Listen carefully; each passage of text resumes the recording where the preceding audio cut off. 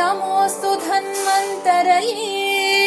दिवोदासपदलाञ्छनदेशिक नमोऽस्तु धन्वन्तरये नमोऽस्तु धन्वन्तरये पञ्चभूतसङ्घात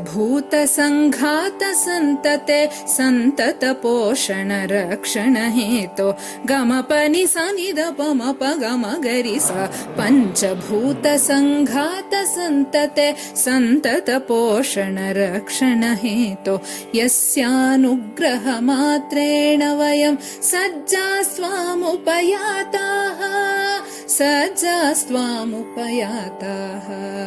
नमोऽस्तु धन्वन्तरये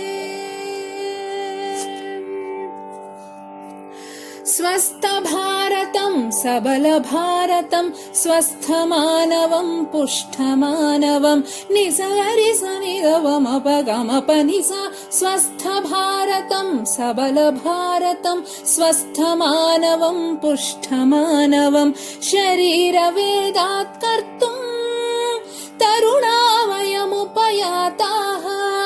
तरुणा वयमुपयाताः नमोऽस्तु धन्वन्तरये